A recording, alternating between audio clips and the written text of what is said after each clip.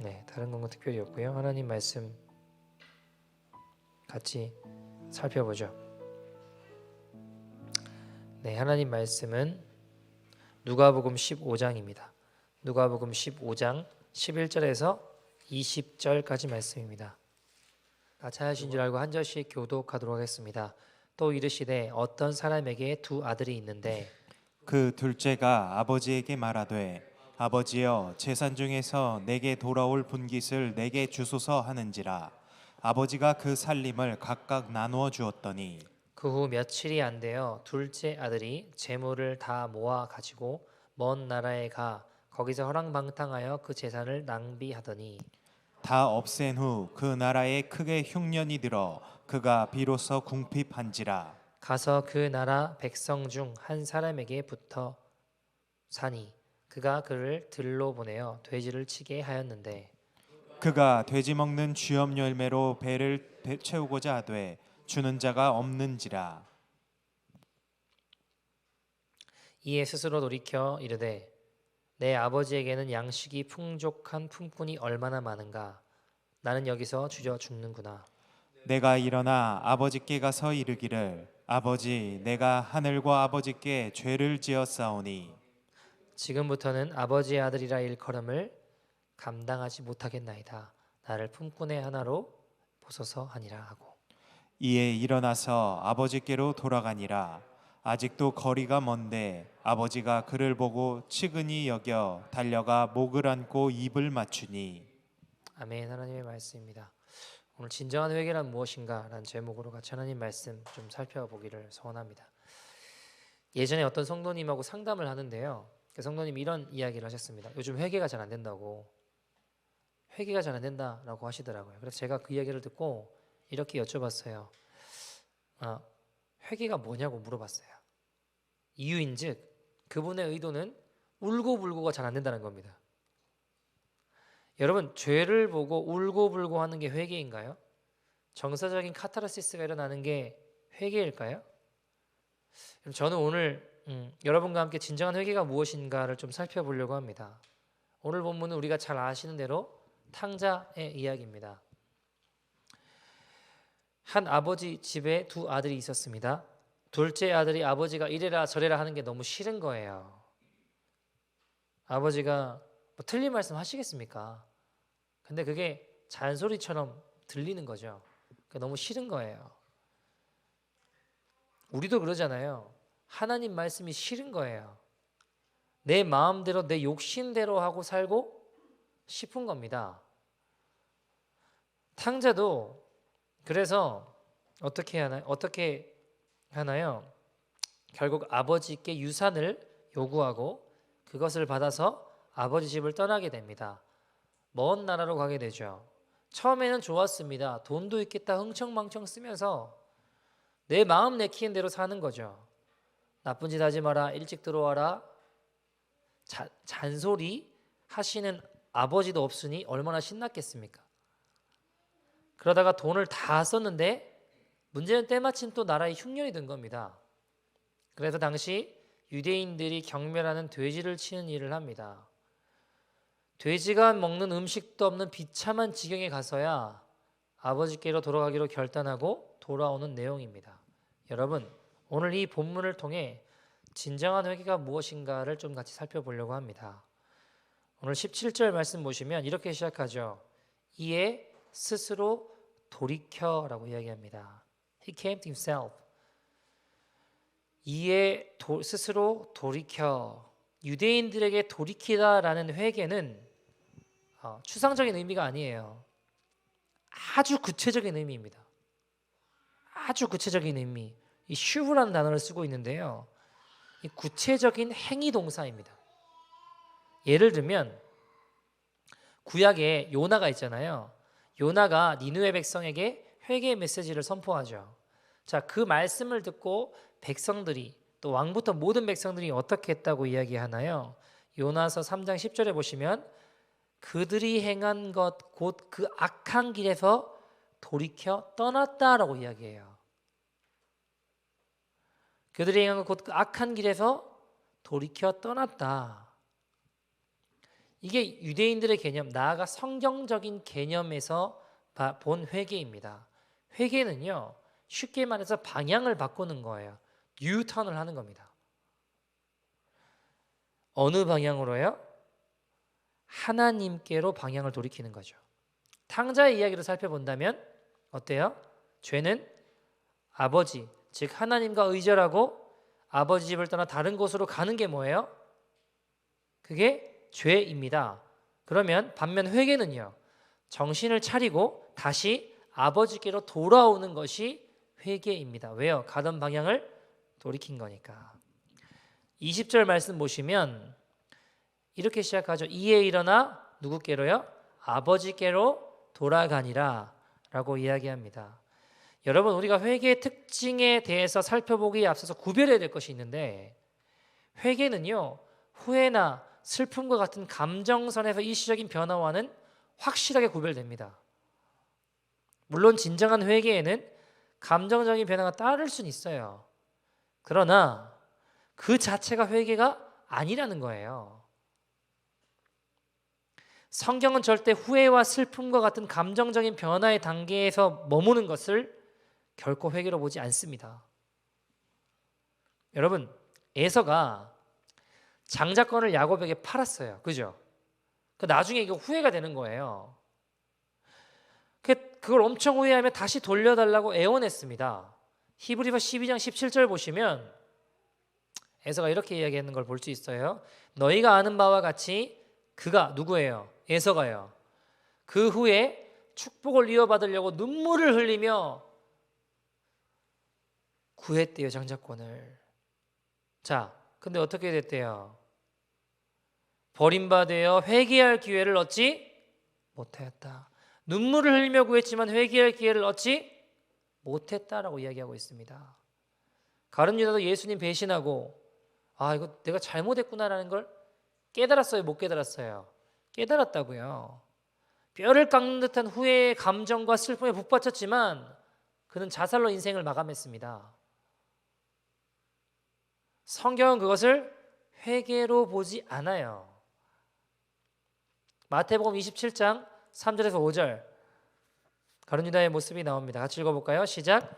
그때에 예수를 판 유다가 그의 정죄됨을 보고 스스로 뉘우쳐 그 은 30을 대제사장들과 장로들에게 도로 갖다 주며 이르되 내가 무죄한 피를 팔고 죄를 범하였도다 하니 그들이 이르되 그것이 우리에게 무슨 상관이냐 내가 당하라 하거늘 유다가 은을 성소에 던져놓고 물러가서 스스로 목매어 죽은지라. 아멘. 여러분, 유다는 3절 보시면 그 정죄함을 보고 스스로 뉘우쳤다라고 이야기를 해요.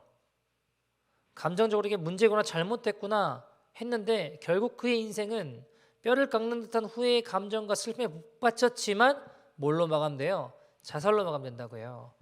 이걸 성경은 회개라고 이야기하지 않습니다. 그럼 진정한 회개가 무엇인가? 오늘 탕자의 이야기를 통해 좀 회개의 특징에 대해서 좀 살펴보려고 하는데요. 진정한 회개의 첫 번째 특징, 정확한 자기 인식이 이루어지게 됩니다. 참된 회개가 감정적인 후회나 슬픔과 확실히 구별되는 것은 그에 합당한 열매가 보인다는 겁니다. 먼저 우리가 살펴볼 것은 탕자가 제정신이 들자마자 탕자 입에서 나온 자주 섞인 고백입니다. 17절 말씀에 뭐라고 어떻게 돼 있죠? 17절 말씀 보니까 이에 스스로 돌이켜 이르되, 같이 읽어볼까요? 내 아버지에게는 양식이 풍족한 품꾼이 얼마나 많은가. 나는 여기서 주려 죽는구나. 나는 여기서 주려 죽는구나. 여러분, 우리가 이 고백을 통해 아버지에 대한, 내 아버지에게는 이렇다, 나는 여기서 주려 죽는구나, 아버지에 대한 탕자의 중요한 변화가, 아버지에 대한 인식이 바뀐 걸 알 수 있어요. 여러분, 그전에는 아버지는 어떤 존재였어요? 나를 참견하고 간섭하고 힘들게 하는 사람이라는 인식이었어요. 그죠? 집을 박차고 나올 때까지만 해도 아버지는 그저 완고하고 자신을 속박하는 귀찮은 존재였습니다. 집 떠나가지고 완전히 고생하고 완전히 망가지고 제정신이 드니까 아버지에 대한 사고가 탕자가 확실히 변화된 걸 볼 수 있어요. 탕자가 그저 날품팔이 품꾼들에게까지도 관대하고 친절하고 인정이 많았던 이 아버지의 모습이 떠오른 겁니다. 여러분, 아버지에 대한 이 태도 변화가 먼저 생기죠. 근데 동시에 탕자 오늘 같이 읽어본 17절 말씀 보시면 자신의 처지에 대해서도 정확하고도 냉정한 평가를 나타내요. 탕자의 고백을 볼 때 그는 초라한 돼지치기로 전락한 자신의 처지를 인식하고 있어요. 나는 여기서 주려 죽는구나. 나는 여기서 주려 죽는구나. 말 그대로 내가 정말 죽게 되었다라는 겁니다. 내가 죽을 자인지 죽을 상황에 처한 죽을 자인지를 알게 된 겁니다. 여러분, 내가 정말 죽일 죄인이라는 것을 깨닫는 것이 진정한 회개의 시작입니다. 참된 회개에 이르지 못하는 자들은 언제나 자기가 얼마나 궁핍한 처지에 놓였는지를 솔직하게 고백하기를 꺼려합니다. 여러분, 바리새인들 서기관들 어땠나요? 교만하고 남의 이목을 늘 의식하며 살아가는 그들의 모습. 자신의 죄를 인정하는 것이 죽기보다 싫고 또 어려웠습니다. 그래서 예수님은 마태복음 9장 12절에 뭐라고 이야기하셨죠? 건강한 자에게야 의사가 쓸데 없고, 건강한 자에게는 의사가 쓸데 없고 병든 자에게라야 쓸데 있다. 여러분, 죄인임을 아는 자에게 복음이 복음돼요.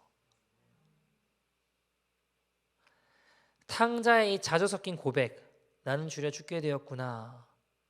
참된 회개에서 나타나는 이 아버지에 대한 하나님이죠. 자신에 대한 인식의 변화를 보여줘요. 회개하기 전에 죄인들에게는요, 하나님은 그저 나를 속박하고 굴림하고 귀찮게 하는 존재일 뿐이에요. 왜 하나님 말씀대로 살아야 돼? 왜 나를 귀찮게 하나? 왜 나를 힘들게 하나? 그러면 하나님 없이도 세상을 당당하게 잘 살아갈 수 있다라고 믿는 거예요. 하지만 참된 회개에 이른 죄인들에게는 하나님은요, 인자와 자비와 긍휼이 풍성하신 분으로 새롭게 다가오게 되는 겁니다.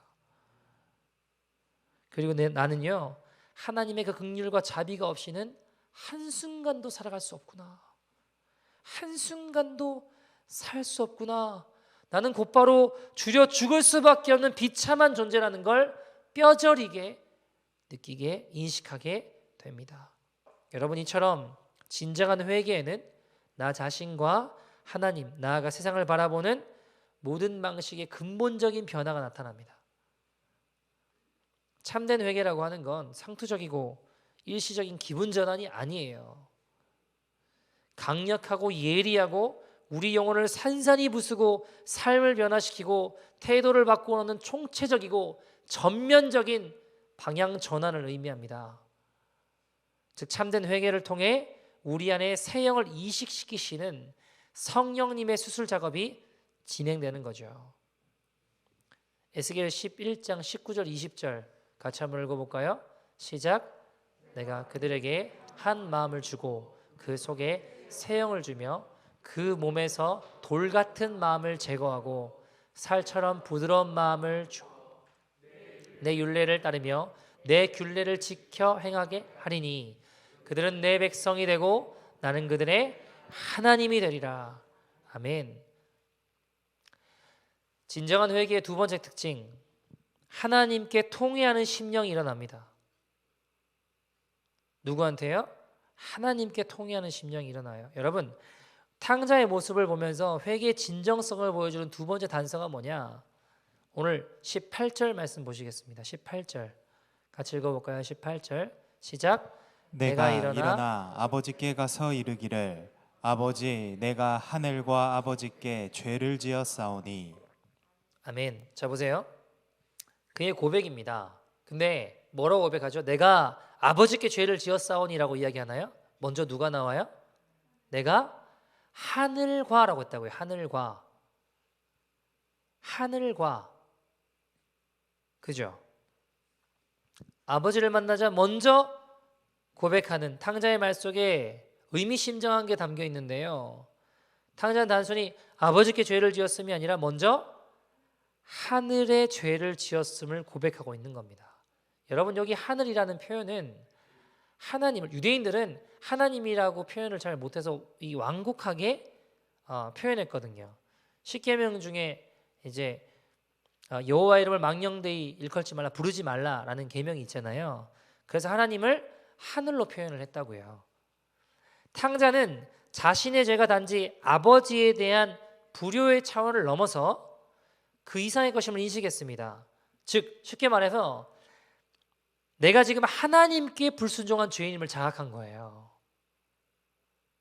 여러분, 우리가 인생을 살면서 인간관계를 통해 부각되는 수많은 죄들 있죠. 그 당사자들과의 관계뿐 아니라 사실 근본적으로는 하나님과의 관계에서 비롯되는 것이 많습니다. 이런 사실에 대한 직관적이고 영적인 통찰과 이 통회하는 심령은 참된 회개에서 나타나는 공통적인 현상입니다. 진정한 회개의 세 번째 특징, 은혜 받을 자격이 없는 자구나. 은혜 받을 자격이 없는 자로서의 자각이 일어납니다. 19절 말씀 같이 읽어볼까요? 19절 시작. 지금부터는 아버지의 아들이라 일컬음을 감당하지 못하겠나이다. 나를 품꾼의 하나로 보소서 하리라 하고. 자, 탕자가 아버지를 만나자마자 자신을 아들로서가 아니라 품꾼의 하나로 받아달라고 요청할 참이었습니다. 여러분, 참된 회개에는요, 언제나 자신이 어떤 호의나 은혜도 받을 만한 아무런 자격이 없는 자라는 통렬한 인식이 따라요. 탕자는 아버지 집으로 돌아가기로 결심하면서 이전에 누렸던 아들로서의 합법적인 신분을 보장해달라고 뻔뻔한 요구를 하지 않아요. 벼룩도 낯짝이 있지. 탕자가 제정신을 차리고 진실되게 회개했다면 어떻게 무슨 염치로 그런 요구를 할 수 있겠습니까? 그러니까 내 의의가 없어요. 대신 탕자는 아버지 집에 돌아가 아버지 집을 위해 일하는 품꾼의 하나로 평생 속죄하기로 결심합니다. 여러분, 자고로 고향을 박차고 나온 사람들은요, 이 성공해서 금이환양 같은 기왕이 아닌 이상 쉽지 않아요. 여기에 감당하기 힘든 수치와 모멸감이 따릅니다. 하지만 탕자는 자신이 감당해야 될 모든 수치를 회피하지 않고 정면으로 맞서기로 결심해요. 그리고 마을 공동체에서는 가장 신분이 낮은 품꾼의 신분이라도 기꺼이 감내하겠습니다 라는 결심이 나타나죠. 여러분, 탕자는 아무것도 기대하지 않고 이전에 누리던 어떤 특권도 요구하지 않아요. 수치를 약간이라도 모면하기 위해 자신과 아버지 사이를 중재할 중재자를 미리 보내는 것도 없어요. 최소한의 자존심을 지키고 수치를 모면할 요령으로 항복에 대한 조건으로 어떤 단서도 달지 않습니다. 그야말로 그냥 백기투항인 거예요. 여러분, 탕자는 자기 죄를 고백할 뿐만 아니라 아버지의 자비와 인자하심에 자신의 운명을 전적으로 내맡긴 거예요. 진정한 회개의 사람은 나는 은혜 받을 자격이 없는 자입니다의 진실한 고백이 일어납니다. 진정한 회개의 네 번째 특징, 마지막인데요. 자신의 과오에 대해, 자신의 잘못에 대해 기꺼이 책임지려는 모습을 가지게 됩니다. 탕자는 이전에 누리던 아들의 신분으로서가 아니라 품꾼의 하나가 돼서 일평생 아버지 집을 위해 봉사하기로 결심했죠. 여기서 여러분, 품꾼이라고 하는 게 이 표현을 좀 살펴보면 탕자가 지금 어떤 모습으로 어떤 책임을 지려는 자의 모습인지를 좀 살펴볼 수 있는데요. 여기서 말하는 품꾼은 이 회개의 속성이라고 볼 수 있는 것인데요. 여러분 품꾼이라고 하는 게 헬라어로 보면 미스디오스라는 표현을 쓰거든요. hired servant, 그러니까 고용된 종이에요. 괜찮은 거 아닌가 이런 생각 들잖아요. 여러분 우리말로 최대한 가깝게 표현하면 날품팔이 같은 그 정도인데 고대 사회에서는요 우리가 이 하인, 종 같은 개념들이 굉장히 광범위했습니다.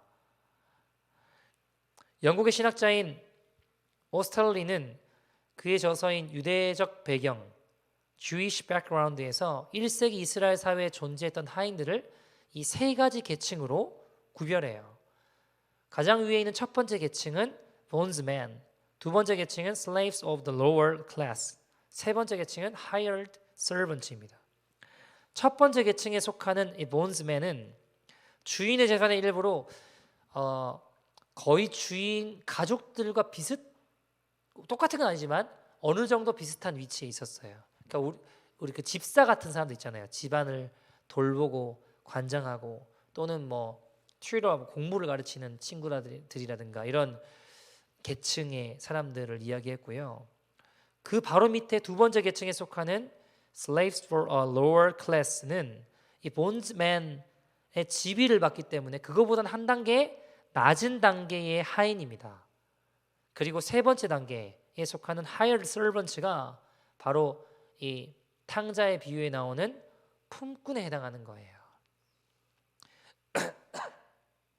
여러분, 이 품꾼의 하인 계층은요, 지위가 가장 낮은 계층에 속합니다. 이 고대 사회에서는 가장 절망적인 상태의 가난을 경험하는 거예요.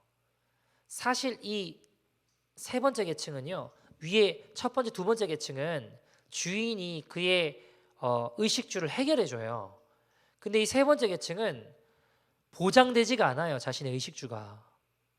그냥 일 있으면 끌려가서 그냥 일하는 그런 존재예요. 가장 절망적이고 비참한 존재입니다.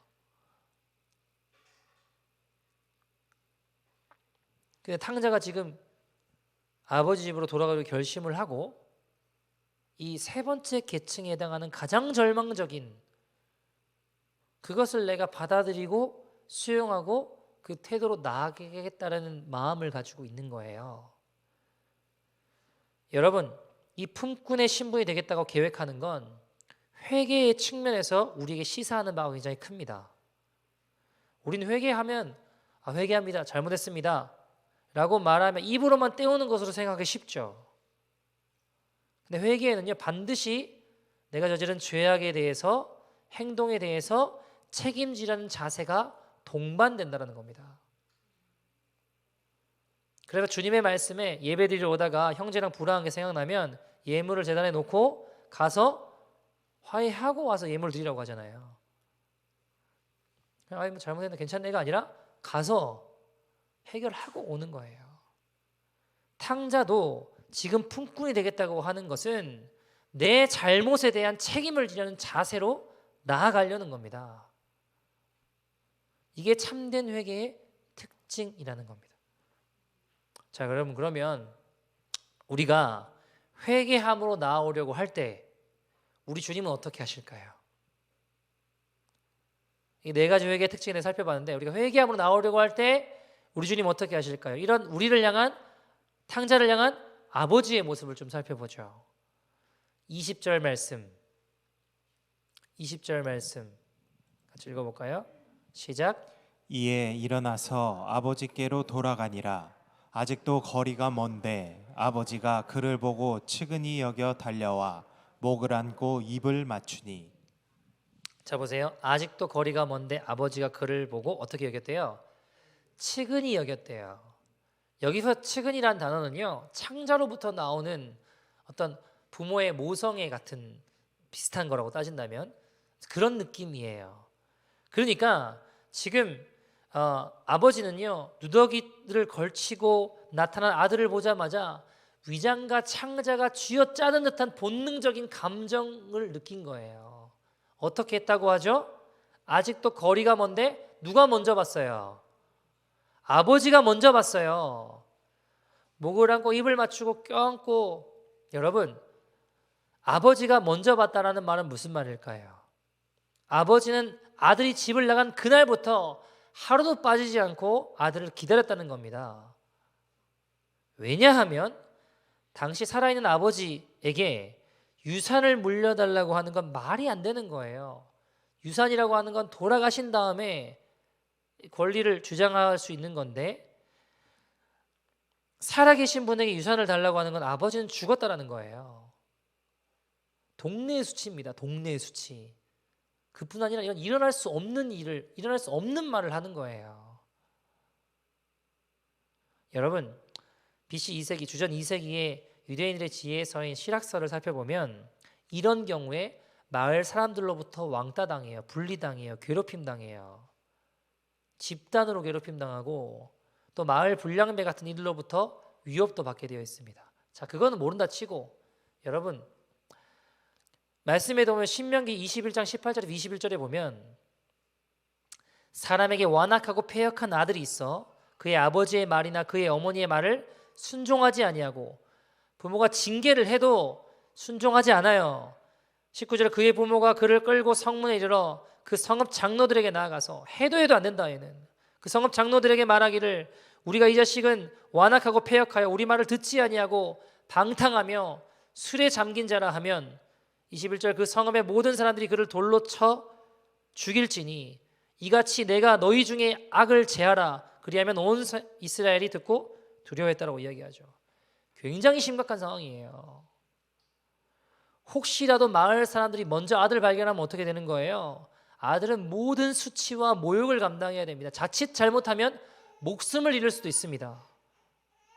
아버지는 아들의 귀향을 바라며 동네 어귀를 살피는 게 하루 일과 중 가장 중요한 일과였습니다.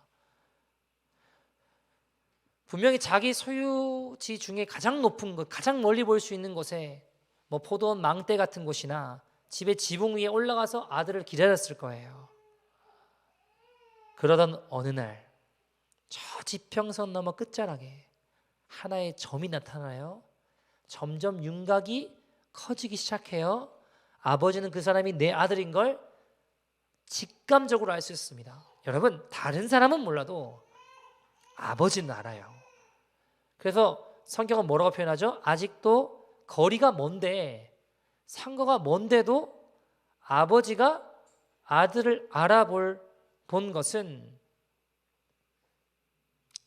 그 시간이 낮이었겠죠. 밤이면 안 보였을 거 아닙니까?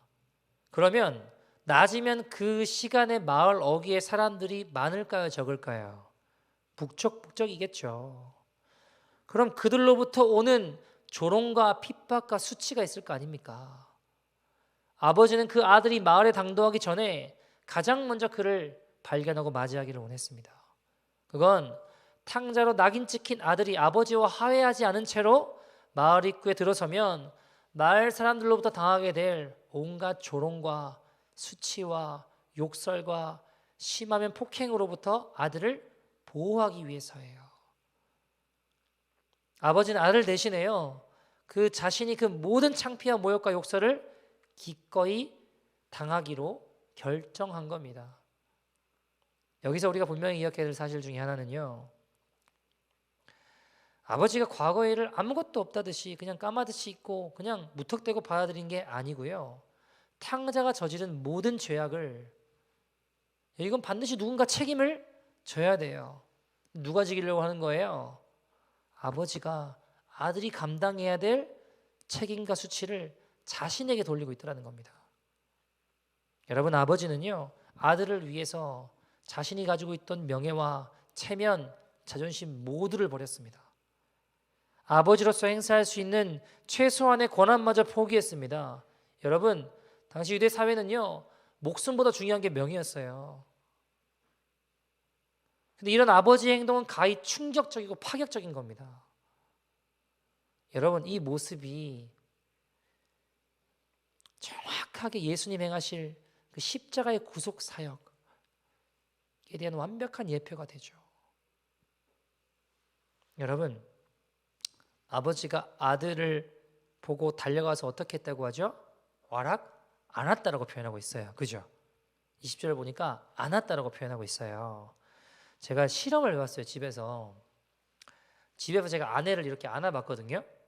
안으니까 뒤에서 거울로 제 아내가 안 보여요. 제가 이렇게 안으면. 저보다 덩치가 작으니까 제가 이렇게 안으면 거울 뒤에 놓고 봤는데 거울로 아내가 안 보여요. 아버지가 아들을 안았습니다. 그러면 마을 쪽 뒤쪽에서 보면 아들이 보여요, 안 보여요? 안 보여요. 아들을 향해 날아오는 모든 수치와 조롱, 욕설, 고통, 아픔은 아버지 등으로 다 받으시는 거예요. 여러분, 예수님은 십자가에 달려 죽으심으로 죄인들이 감당해야 될 모든 수치와 욕설을 대신 짊어지셨습니다. 죄인인 내가 짊어져야 되고 내가 감당해야 되는데 도저히 감당할 수 없는 그 모든 부끄러움과 모욕을 주님이 다 담당하셨습니다. 여러분, 지금도 그렇지만 당시 고대 사회에서는요, 뛴다라고 하는 행위는 어린아이나 종들이나 하인들만 하는 거예요. 다 큰 어른이 뛰면요, 놀림받는 일입니다. 더군다나 탕자 아버지는요, 많은 하인을 거느린 그 지역의 재력가였습니다. 보통 사람보다 더 느릿느릿하게 걸음걸이로 격조 있게 행동해야 됐습니다. 우리나라도 옛날에 조선시대 보면 양반들은 안 뛰잖아요. 그럼 비슷한 거예요. 당시에 또 뛸 수가 없는 게 옷 자체가 여러분 통으로 돼 있어요. 의복 구조가. 뛰면 되게 불편해요. 넘어질 수도 있어요. 근데 탕자 아버지처럼 고귀한 사람이 백주대낮에 마을 한복판에서 뛰는 거예요. 당시 문화로서는 보기 힘든 광경입니다, 여러분. 이거. 아들을 향해 달려간 아버지의 모습은 당시로서는 수치스럽고 예의가 없는 행동이에요. 근데 아랑곳하지 않아요. 누구만 보여요? 아들만 보이는 거예요. 여러분, 탕자 아버지 입장에서 아들이다 하고 데려와라 전령을 보냈나요? 그런 거 안 했어요. 아들을 보자마자 거의 무의식적으로 달리기 시작했습니다. 여러분, 달리다라는 표현에서 여기 보면 트래커라는 표현을 쓰는데 단순히 달리는 게 아니라 운동선수가 달릴 때, 운동선수가 경기에서 달릴 때 쓰는 표현이에요. 성경의 다른 용례 본다면 고린도전서 9장 24절, 운동장에 다름질하는 이들이 다 달릴지라도 오직 상을 받는 사람은 한 사람이다. 이 표현에서 나오는 이 표현이에요. 운동선수가 여러분 대충 뛰겠습니까? 심장 터져나갈 듯이 전심으로 뛰지 않겠습니까? 체면이고 뭐고 다 버리고 나 살리기 위해 달려오는 여러분 주님의 열심이 보이십니까?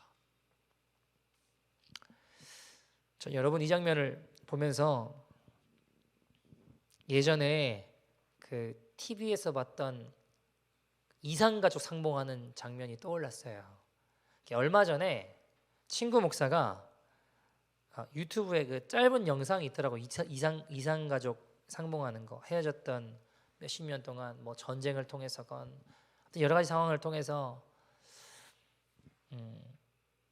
피난민으로 내려가다가 또는 뭐 등등 여러 가지 상황들을 통해서 헤어졌다가 만나게 되는 한 4분짜리 영상인가? 그걸 보내주길래 봤어요. 제목은 세상에서 가장 슬픈 엄마였습니다.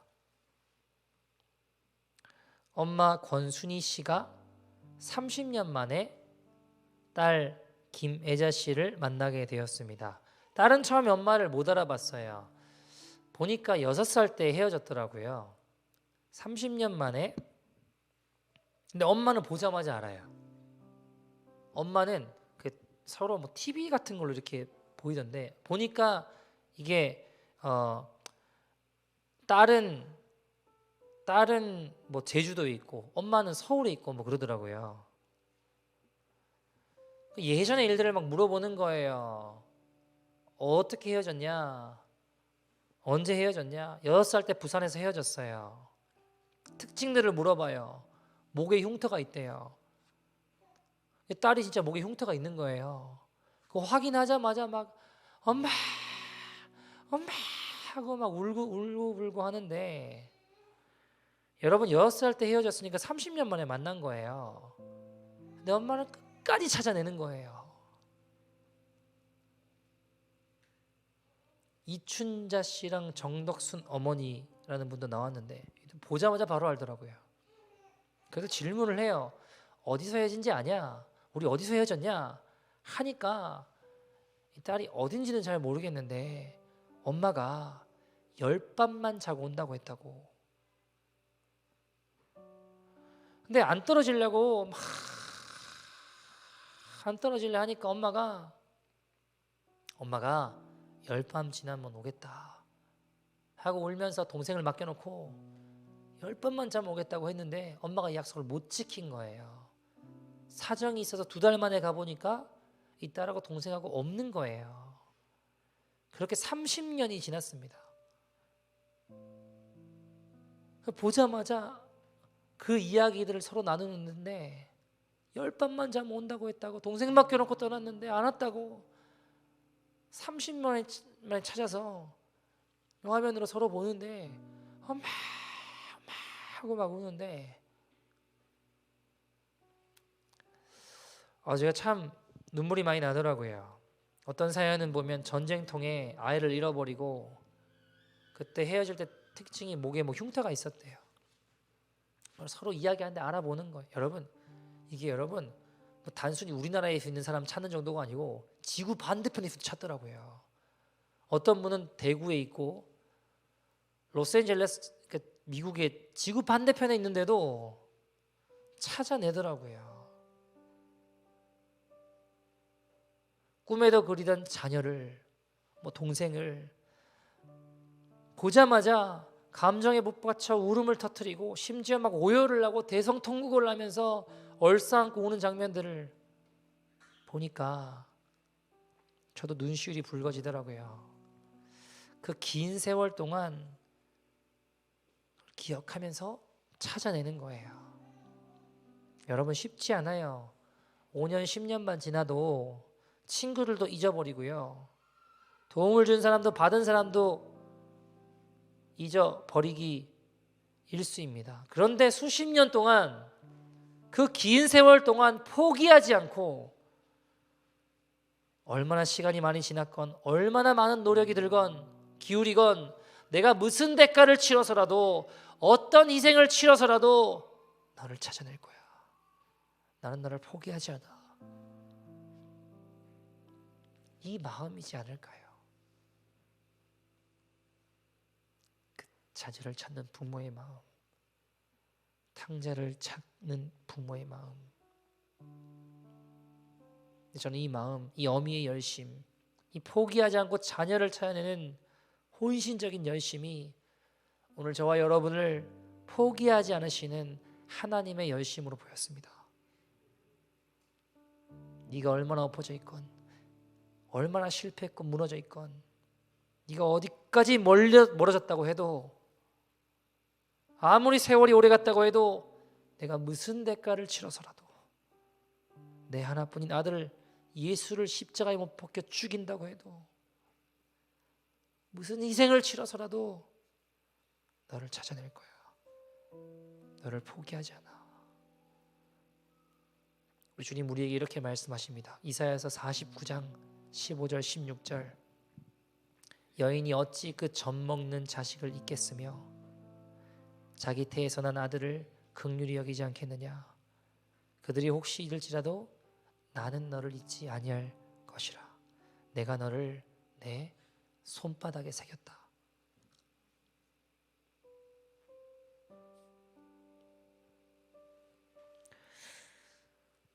여러분, 우리가 인생을 살다 보면요, 죄짓고 방황할 때가 있죠.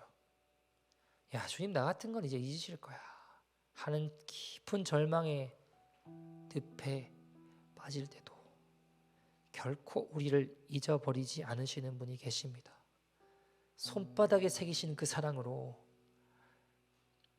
우리가 인생이 너무너무 힘들고 아무도 내 이런 모습은 사랑하지 않아 하는 두려움 가운데서도 은혜를 주시는 분이 계세요.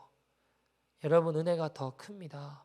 내 수치보다, 내 죄악보다, 내 상처보다 하나님의 은혜가 더 큽니다. 여러분, 우리가 내가 겪는 고통과 아픔을 또 넘어지고 실패하고 죄악의 구렁텅이에 빠져 도저히 스스로 해결할 수 없는 탕자 같을 때, 내가 스스로 해결할 수 없으니까 주님이 하늘 보좌를 다 버리시고 우리에게 찾아와 주셨어요. 우리에게 오셨습니다. 내가 갈 수 없으니까 주님이 달려와 주셨어요. 끝까지 포기하지 않으시는 열심으로 찾아와 주셨습니다. 여러분, 저도요, 때로는 제가 참 싫어요.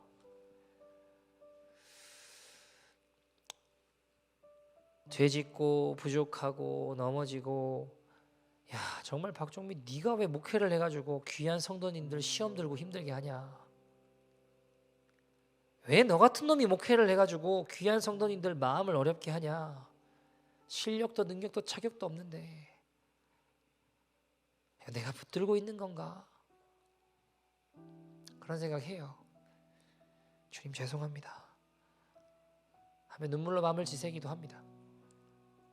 그런데 이런 보잘것없는 자를 포기하지 않으시고 찾아와 주시는 은혜, 내가 일어설 수 없으니까 찾아오셔서 일으켜 주시는 은혜.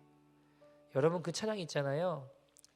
은혜 아니면 나서지 못하네, 십자가의 그 사랑, 능력 아니면 나서지 못하네.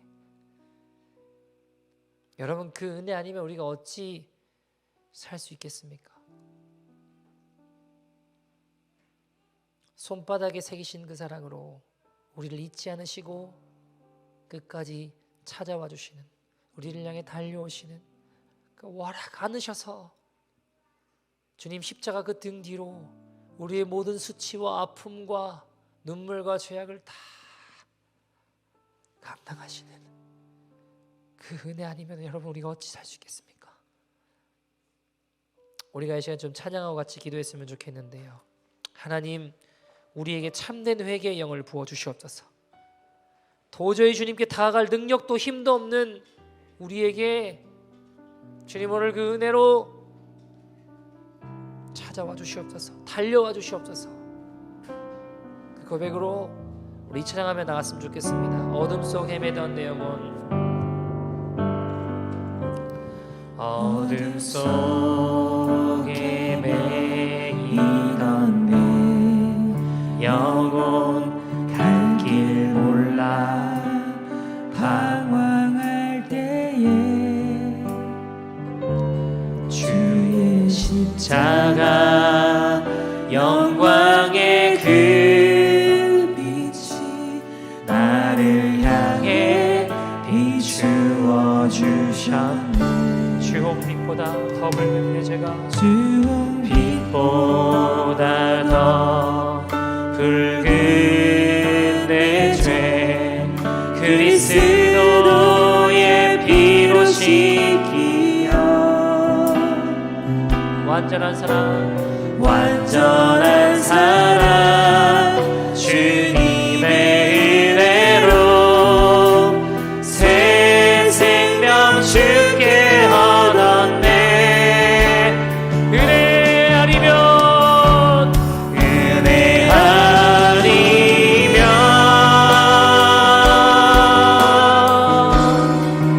나서지 못하네.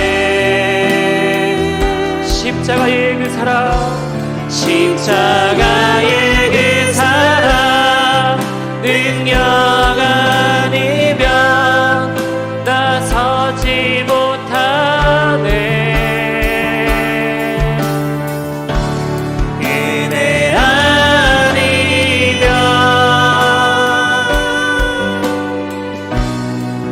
나서지 못하네.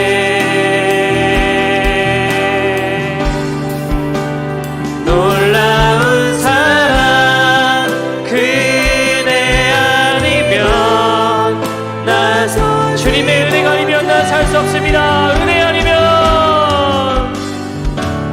은혜 아니면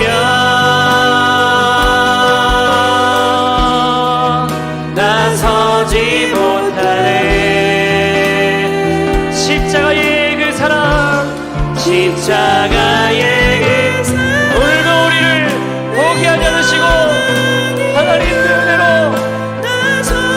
달려오시고 찾아내시고 하나님 끌어안으시는 주님의 그 은혜 앞으로 하나님 나아갑니다. 내가 자격이 없지만 하나님 내가 능력이 없지만 하나님 내가 의로운 거 하나 없지만 이를 향하신 나는 주님의 그 사랑 하나님 그 십자가의 사랑으로 나를 일으키시는 주님 앞에 나아갑니다.